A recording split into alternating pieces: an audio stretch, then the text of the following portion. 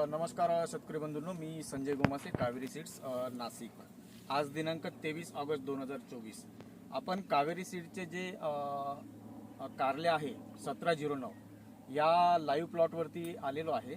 तर शेतकरी बंधूंनो, कावेरीचे जे कारले आहे 1709 याचे वैशिष्ट्य जर सांगायचे झाले तर साधारण हा जो प्लॉट आहे लागवडीपासून जवळजवळ 45 ते 50 दिवसामध्ये पहिला तोडा येतो। त्यानंतर फळाची लांबी जर बघितली आपण तर साधारण 12 ते 13 सेंटीमीटर पर्यंत या फळाची लांबी आहे।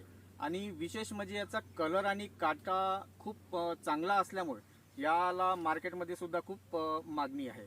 आता आपण बघू शकतो की कलर आणि काटा बघा,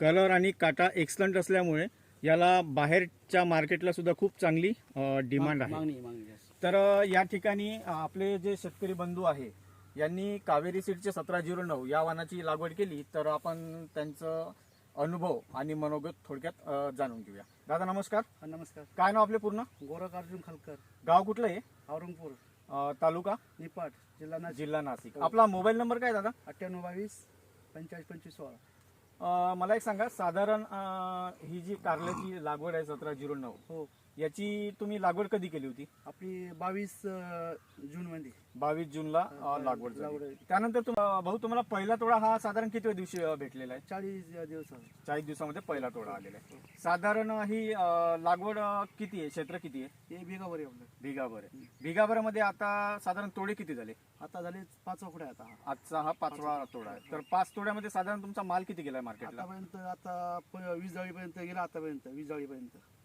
नाही, एका तोड्याला 20 जाईल। हा 20 जाळी आहे एका तोड्याला। आता उद्याला खुलायची आपल्याला। हा, ते डायरेक्ट 25-30 जाळी निघते उद्याला। म्हणजे उद्याचा जो तुमचा तोडा आहे 5वा तोडा त्यावेळेस 20-25 जाई निघेल असं तुम्हाला कॉन्फिडन्स आहे।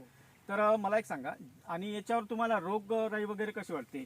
इतर वाणांच्या तुलनेमध्ये तुम्हाला व्हायरस म्हणा किंवा भुरीचा अटॅक किंवा कूज, जे मेजरली कारल्यामध्ये जो प्रॉब्लेम येतो कळी कुजीचा, तो याच्यात तुम्हाला जाणवला का? नाही, जाणवलं नाही आपल्याला। म्हणजे अजिबात जाणवलं? अजिबात जाणवलं नाही आपल्याला।